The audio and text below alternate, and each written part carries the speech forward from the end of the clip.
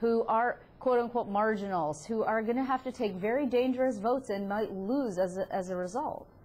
And you're right, many of my colleagues have a tougher re-election campaign than it appears I do this year, but I would argue for any incumbent to go home and try to petition to come back on the ballot and not be able to explain why New York State doesn't have a budget in June is a much tougher situation to be in than individual votes on budgets that everyone, I think, believes and understands is going to be a painful budget. I don't think there's one New Yorker who doesn't know there's a price to be paid in Albany this year because we simply don't have the money.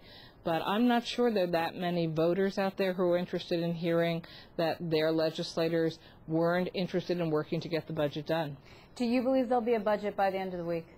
I do believe there could be a budget by the end of the week, yes.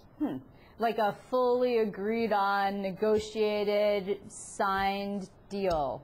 Well, a fully negotiated budget, as you well know, we always hit timelines when we have to print up budgets, let them age, wait for messages of necessity. So let's say the end of the week is really Sunday or Monday. How about that? Okay, fair enough. Because if not, and the governor continues to play hardball, the next time around, it won't be such an easy choice.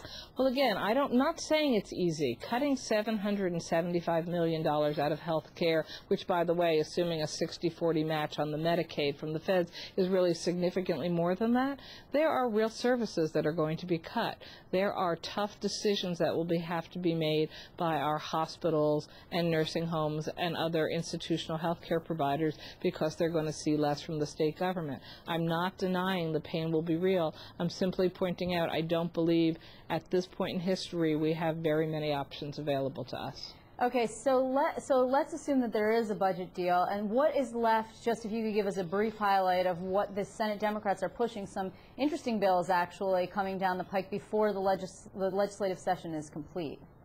Well, we have a long agenda of important policy initiatives to move through. So you're going to see full days. We're talking about right tonight the national popular vote question, which changes the rules of how the Electoral College votes get counted in presidential elections. We have a whole package we're doing on domestic violence issues in the coming weeks, a whole package on no-fault divorce and changing divorce laws in New York State. We have packages to address issues for young people who are in the juvenile justice system. We've got housing law changes. I'm not sure what we're not trying to address in the next couple of weeks. Much of this is actually, and your critics would say, particularly on the other side of the aisle, a very downstate-focused, quote-unquote, liberal agenda. I mean, what is the response that you give to people when they say, particularly for viewers of this show who are upstate, when they hear from their representatives that the Republicans actually were better at representing the views of upstate, and that much of the Democratic Conference is a downstate Democratic body, a downstate-dominated body? Well, I guess I would say I've heard that all before from my colleagues, and I simply don't think the evidence bears that up at all. I just started out talking about issues of domestic violence and family law and divorce. That is certainly neither a Democrat nor a Republican set of issues. It is certainly not more prevalent as a need and a reality in any specific area of the state of New York.